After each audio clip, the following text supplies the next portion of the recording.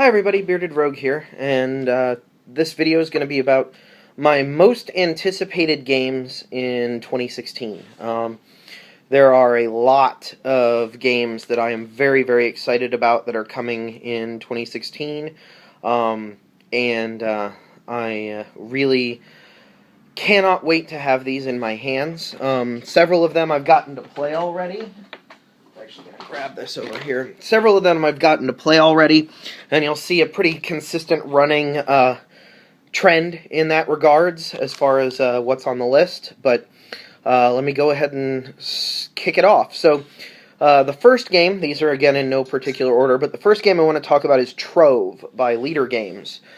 Trove is an asymmetric dungeon crawl game where one player is playing the knight coming into the dungeon, one player is playing the goblins that live in the dungeon, one player is playing the dragon that's sleeping in the dungeon that the knight's coming to kill, and then one player actually plays the dungeon, the crystal caverns. It's unlike anything I've ever seen before. All four roles play completely differently. They have different victory conditions. It's completely asymmetric. I heard about this game shortly before I went to Gen Con. I only went to Gen Con for one day, and I made sure it was the first thing that I saw that wasn't a person. Let me put it that way. I arranged to see some people first, but it was the absolute first game that I had to see, because I'd never heard anything like it. I still, after having played it, have never seen anything like it. So it's really high up on my radar. I kickstarted it.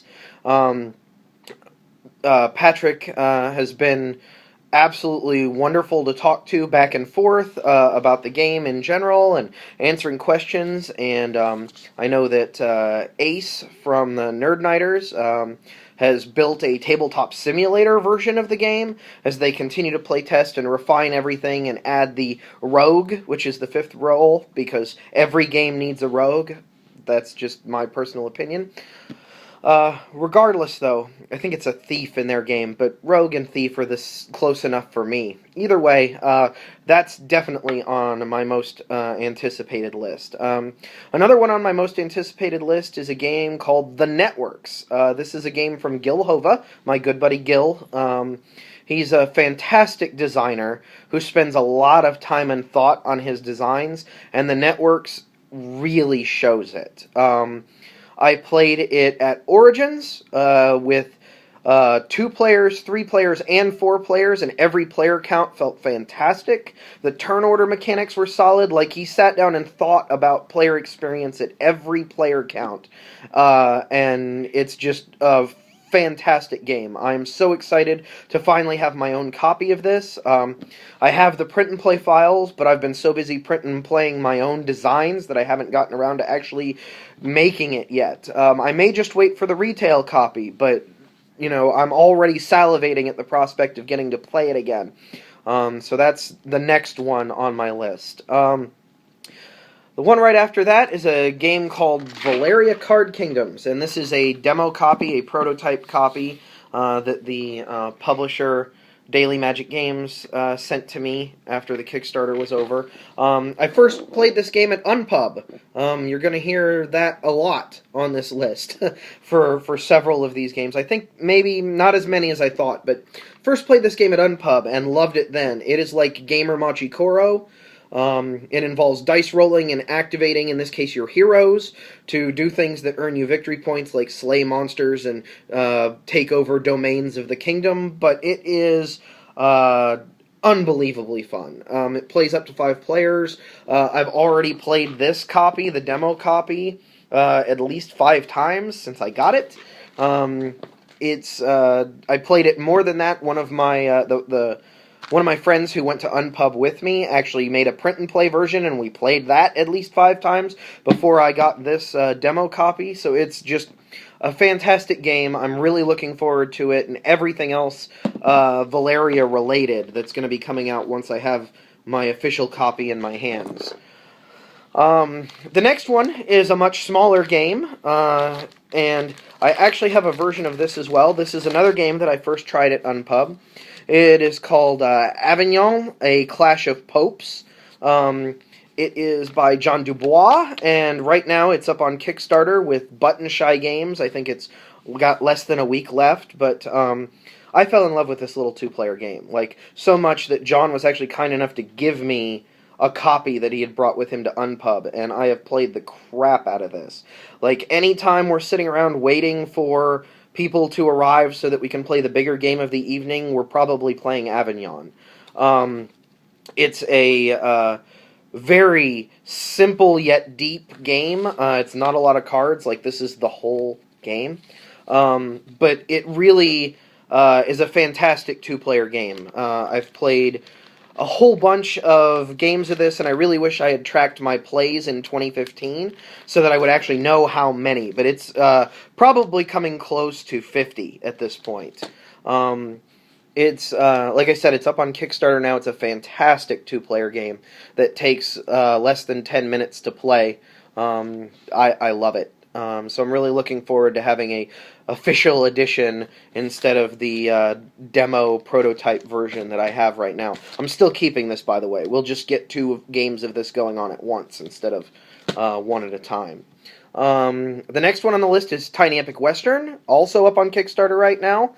Tiny Epic Western is the latest in the Tiny Epic series, which I'm a big fan of. Gamelin Games and Scott Alms have really just kept improving this series as time went on. I liked Tiny Epic Kingdoms. Tiny Epic Defenders is a fantastic co-op game. Tiny Epic Galaxies is amazing. Everything I've seen of Tiny Epic Western blows me away. I'm very, very excited for this one. I love worker placement. It uses poker hands as part of its mechanics, which is something that I've not seen in a lot of worker placement style games for sure. So I think it's going to be a big hit for them, and it's definitely something that I want to get my hands on. I'm hoping that the game itself will actually be in my hands in 2016 with the Kickstarter being this early in the year. Big thumbs up. Hopefully they haven't let me down yet. So the next game on the list is Kodama, the Tree Spirits from Action Phase Games. This is a newly developed imagining of Daniel Solis's game Kigi. Daniel was heavily involved in this project. He had the wonderful people at Action Phase helping him develop it. This is the version, like, Kigi is one of the few Daniel Solis games that I do not own, and that's because as soon as I went to buy it, they announced this, and I backed it instead. They are different games, however, Kodama looks like the game that I really want Kigi to be, and I can see the love and care that Daniel and Action Phase have put into it. I did back it on Kickstarter. I'm really looking forward to having it in my hands. It's if you haven't seen it, it's a tile placement game. It's really cards, but it's not gridlocked. It's freeform tile placement. So you're building a tree. In this case, you're building a tree in order to basically take care of all of the Kodama, the tree spirits that live there. Think the little guys with the shaking heads from Princess Mononoke. You know, those little tree spirits, Shinto style. So you're trying to make your tree acceptable to them and make them happy and give them a nice place to live. But it's, the theme is cute, the art is amazing, the gameplay looks awesome, really excited about that. The next game on my list is another game I've gotten to play already, and this is Darkrock Ventures, from Magic Meeple. Darkrock Ventures is another worker placement game, but it involves dice. Which isn't something you see very often. However, a lot of the worker placement gives you ways to control the dice and mitigate the luck of the dice, and so it's like almost a push-your-luck worker placement game. It's not a question of whether or not you will get what you want, it's a question of how many resources will you expend to get what you want, or to ensure that you get what you want, because you could expend very little and just get lucky. Or you could mitigate every single possible luck so you're guaranteed to get exactly what you want, but it'll be the only thing you do that turn. So, a push-your-luck worker placement game, totally amazing in the genre, and I got to play it both in physical form and on Tabletop Simulator the day the Kickstarter launched, and then again the day the Kickstarter ended. I was really excited to be part of that, so that's another one I'm looking out for. The last two are kind of bundled together. in this case. One of them is Eminent Domain Battlecruisers. I've got some of the promo cards here that came with other Tasty Minstrel products, but Battlecruisers is a micro game that is not that micro. Each individual game will use a very small subset of the cards that are available, but there are so many different cards available that you will almost never have the same game twice. So, it's designed by my good friend Philip Dubarry, who's done other amazing things like Spirits of the Rice Paddy, Kingdom of Solomon, a game called Dwarves of Dark Springs that I've been playing in the background. It looks amazing. I got a chance to actually play it. It's a simultaneous reveal game, and you're trying not to reveal the same thing as anybody else at the table. So you're kind of playing the whole Vizzini effect. He knows that I have this card, so I'm going to play this card instead so that I get this effect, and we'll count on those two players to screw each other up and everything like that. I'm really excited about this one. And I say it's bundled with the other one because the other one on my list is Eminent Domain Exotica. Eminent Domain is one of my favorite deck builders. It is very different from a lot of other deck builders in that it almost kind of blends role selection and deck building in a seamless package.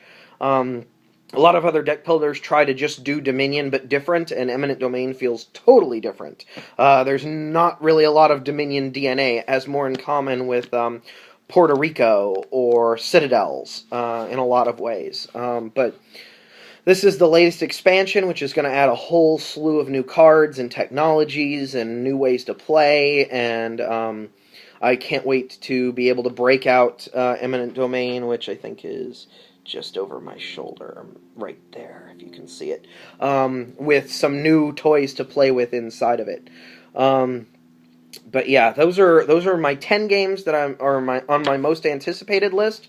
I do have one honorable mention, and it's only an honorable mention because I want them to take as long as they feel they need to finish it. And that game is Seafall.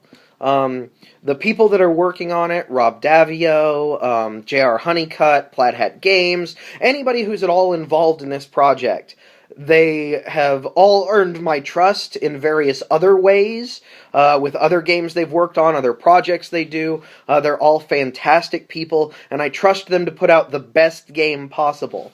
So I'm willing to wait as long as it takes. So if Seafall does not make 2016, you will not hear any whining, griping, bitching, or harping from me.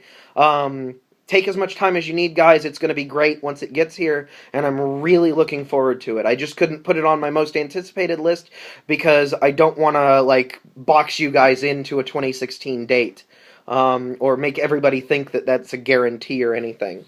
Anyway, so as you can see, a lot of these I've already played. I play tested with other designers, or I played prototype copies, or I saw them at conventions, or they're riffs off of previous existing games. But all of them are making 2016 shape up to be a very exciting year in gaming for me.